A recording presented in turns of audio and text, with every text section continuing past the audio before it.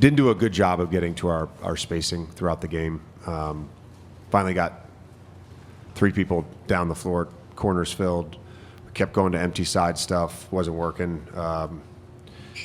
Just got spaced, and we got to our proper matchups and all that stuff. I mean, we created good offense at different points in the game when we did that. When we didn't get good offense. But I think overall, like again, Bron just kind of took over that game and felt like he was making a lot of plays with the ball and made some plays that don't show up on box score. And our guys' defense that last 5.5 minutes to hold them to 8 points, our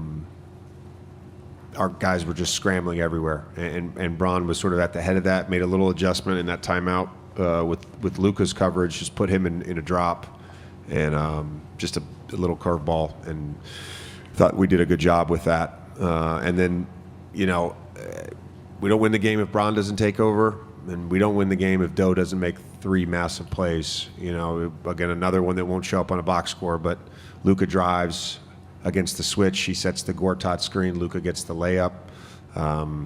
He finally gets an actual dunk on the tip dunk, and not just touching the rim while he puts the ball through. And then the back tap steal on Kyrie that led to a Rui basket. So I just thought, he led the charge down the stretch of just making winning basketball plays. JJ, how do you feel like Luka handled the emotions of tonight?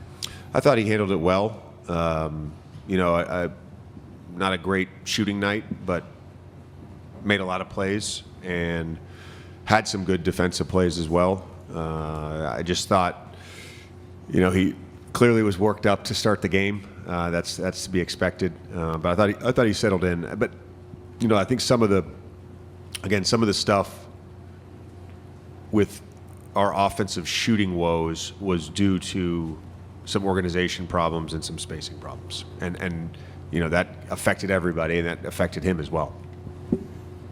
JJ, 2 for you to kind of piggyback on what you said about Dorian. Since you've gotten him, there has been kind of, I think, a through line in the overall team's ability, and when it comes to the little things. How does he set the tone for that stuff, and did you feel that kind of late on those plays you mentioned? And then I guess secondly, LeBron has been on this run now for a month plus, but defensively he's been one of your best players. How? Again, he defies what's normal. I would say with Doe, occasionally he needs some, what's the opposite of gentle? Harsh, some harsh needling, but he can take it, and then he's right back at it. He normally does a fantastic job of just setting the tone with the toughness, and we had some fun yesterday with the team defining what a banshee is in different cultures, and define what a banshee is in Laker culture. And I think Doe's a banshee. He leads that charge for us and sets the tone with winning basketball plays.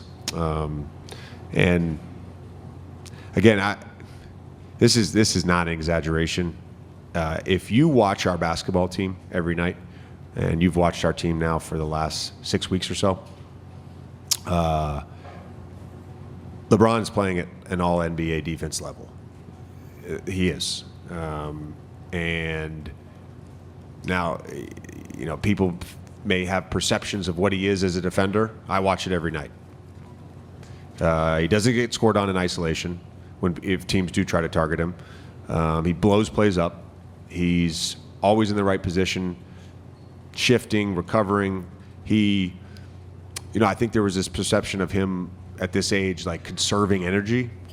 No, there's no conservation of energy on that end of the floor. He's played elite defense now for a while. JJ, you mentioned one of your previous answers to your left. Yep, there we go. You mentioned one of your previous answers that you guys, it took you a while to get organized offensively. It didn't really happen so late. You mentioned the spacing.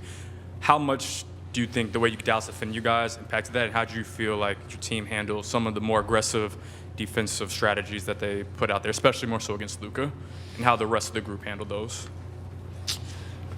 Yeah, there was some good stuff that came from the doubles on the empty side posts, but overall, I just didn't think we played well out of that. And then on the fires from the top, really just very undisciplined with our spacing, and that led to some tougher shots, some late clock situations.